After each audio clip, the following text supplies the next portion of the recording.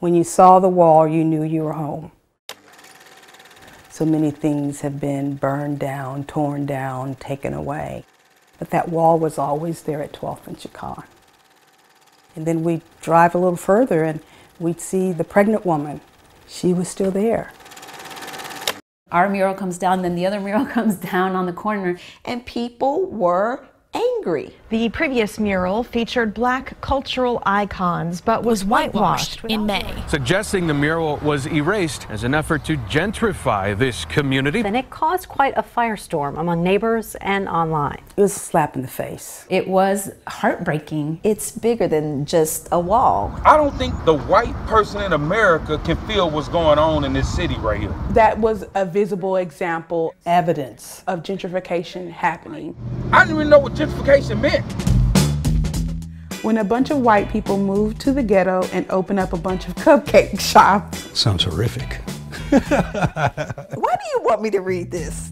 When urban renewal of lower class neighborhoods with condos attracts yuppie tenants. Yeah. Driving up rents and driving out long-time lower income residents. That's pretty much East Austin. If we could find a best practice to where nobody was displaced, no one was hurt, gentrification would not be a bad thing. But as it is, gentrification removed the African American community from that area and replaced it with another race. My people not gonna be whitewashed out of this city. Not just in the symbols, in reality, in people's lives, gentrification is winning right now. I mean, how do we stop this?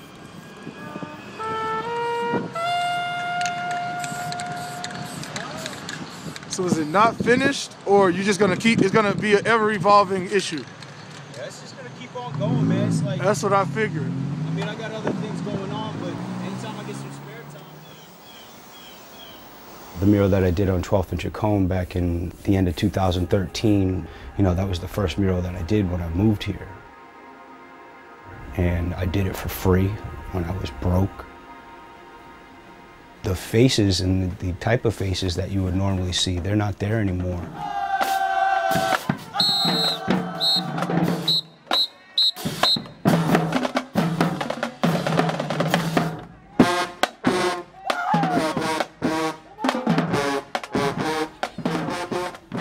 The style of dress and even the music you hear playing on the block, like these are all things that bring you back to home base, that remind you of who you are.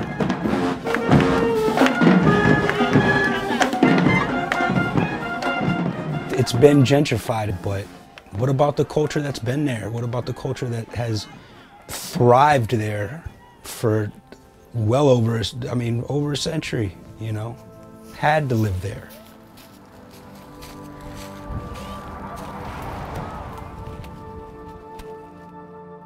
My family has been in this area from as far back as the 1830s, when they were slaves. So here's a plantation house. So your great-great-great-grandfather carried the cotton, corn, whatever was coming off the plantation. Yes? Like, they had to depict cotton. They didn't get poked by the cotton. Yeah, cotton pokes everybody. We were segregated to East Austin. My family and other families made it a beautiful, livable community.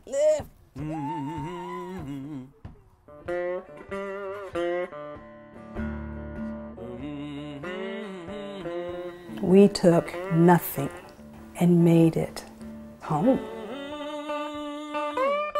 This community was built by African Americans. Faithful family people. Back in the day, I know is gone. And the big developers are coming in here and doing what they've done in every city that they've been in. For whatever reason, people have the right to sell, people have the right to buy. I happened to be selling my property. No, I can't.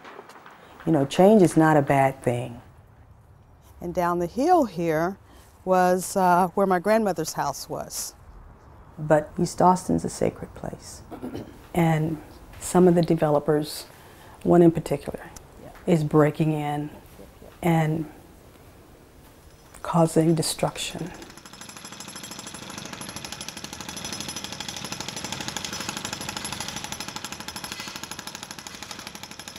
Shortly before the 12th Street mural was painted over, Eureka had an artist paint over the Mama Sana mural. E-N-I-Y-A-H. Naya, Naya, Naya. Naya, Naya, Naya. We over here, Paula. Over here. Our mural was across the street from Chris's mural. How you spell your name? E-N-I. You know, it was 2012 by the time we made the mural. We knew that the neighborhood was changing, but it was something where we also knew that while the neighborhood's changing, there are still people here who are from this community and need pregnancy support. Let's see. Let's give it to him. Let's give it to him. Yeah. We had this idea of having kind of like a billboard that was in the part of town where those that we worked with lived, to let people know that we were there and that we were available. You're doing good. All right. Okay. Bye. Bye. We painted the mural on 12th and Chicon in the fall of 2012. Because there's so many challenges for Black women during pregnancy, we wanted to kind of flip that image into a positive, beautiful image, and she has love on her belly. The mural was taken down by May 10th of 2017. Eureka Holdings, that bought the building, had already hired an artist to paint over our mural. We had the muralist tell us, but when it actually happened, we were so devastated. Sorry, I don't want to do it. It represented the work of a lot of people for a lot of years. A vision of trying to create a more just and loving world. That's what we were building together over time. Oh, that's so cute. What happened with our mural was just a minuscule example of what's happening on a larger scale. When the money machines come in, poor and working class Black communities get pushed out. They've been saying that they was gonna tear these down forever. They want to make it look like the apartments across the street, like stack us up on top of each other and stuff. So we'll eventually have to go.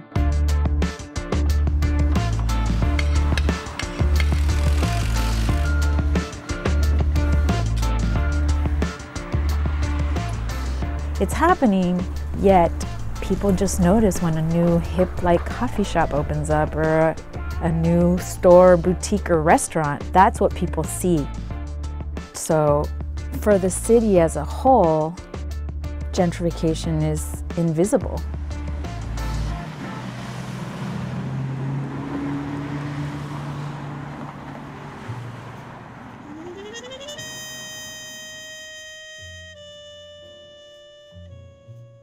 I opened Las Cruces on 12th and Chicon in May of 2017. I never gave moving to this location a second thought. Aren't those so cute?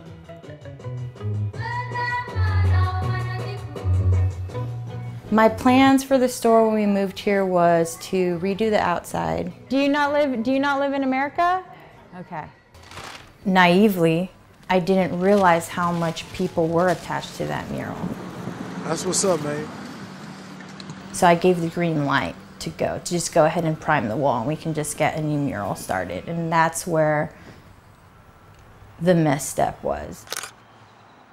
This mural was different only because I literally saw it happening while it was happening.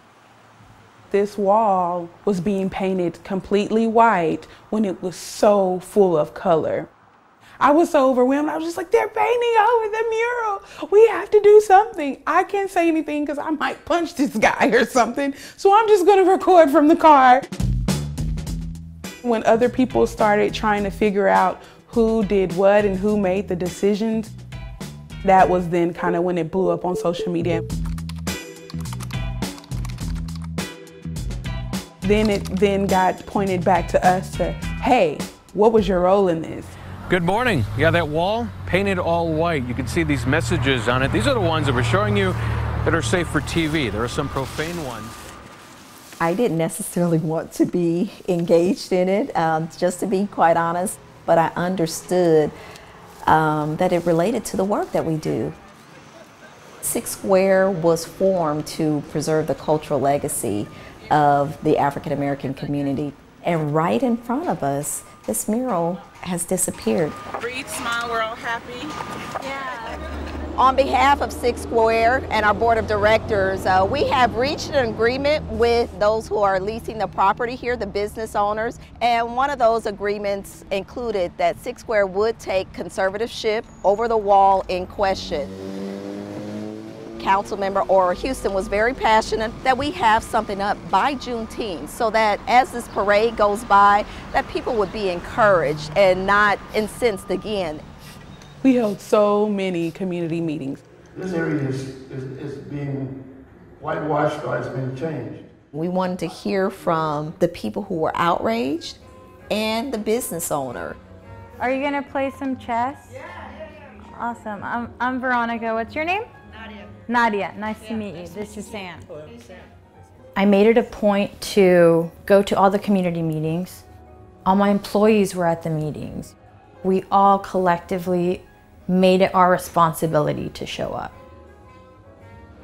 To be told that you're trying to exclude like minorities, that just hits me really deep because I came from backgrounds like that, you know, like my parents aren't rich, my grandparents weren't rich. Like, I have built this business by hand and it just really hits close to home. At the same token, I understand and I validate those people's feelings. Given the history of this area, now I see clearly like why the anger and the hurt. Black faces are getting erased on this side of town. It was a tipping point and the community said, not another mural erase another cultural asset, another representation of who we are. The community said they wanted Chris back on the wall. We gave the community what they wanted.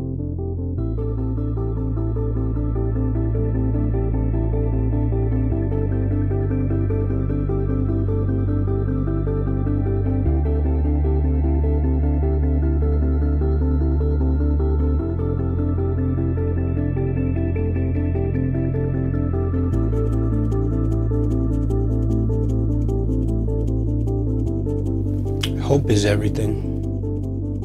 Hope is everything. And as small as this opportunity to paint another mural was, it was done by the people. Like people showed up and actually changed the tide of something. When do you expect it to be ready? Well, I'm projecting about a month. I mean, it's going to be pretty elaborate. It's just me working on it. The response to Eureka and the painting over of the Mama Sana wall should have been just as great, if not greater. I love that one more than this mural. I was just like, being a Black woman, being a Black mother, how did this even slip between our fingers? I'm gonna start to pass out another color, which is for you to place yourself in this timeline. We wanna make sure that we find our place in this story as well. We wish we had said more at the time. We wish we had tried to fight the developer.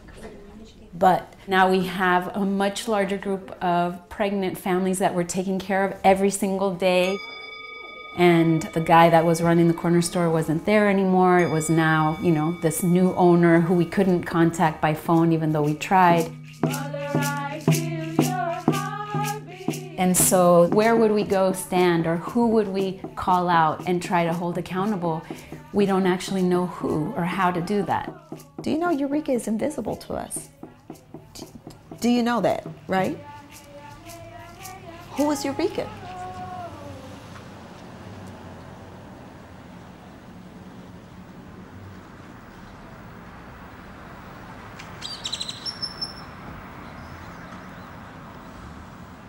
Change is what Austin's been about from the 80s onward. The key is talking to the local residents, talking to the local, nonprofits, trying to bring everyone together. It wasn't like we just woke up and said we want to repaint a mural. We got the community input. We thought that was going to be looked upon favorably.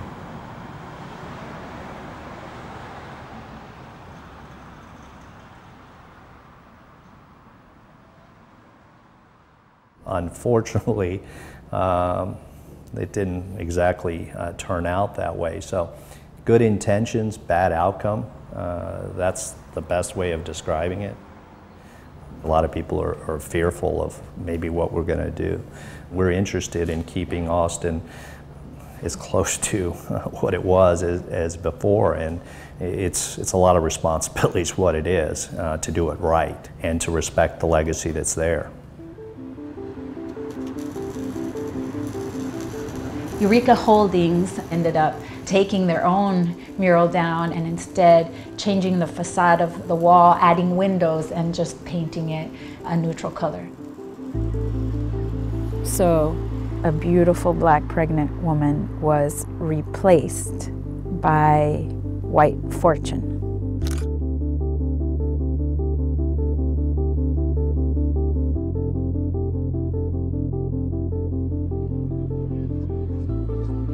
The enemy we can't see is bigger than the enemy that we can see. In communities of color, you got to be fully transparent with us. We know where Las Cruces is. We know who Veronica is. And the good thing is, Veronica responded. It's really beautiful. We are facing issues with gentrification and what that means, but the narrative doesn't have to be the same.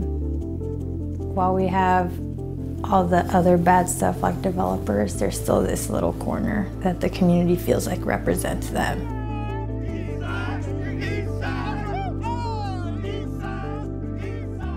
For us, it's heartbreaking what happened, but I think that it gave people a wake-up call.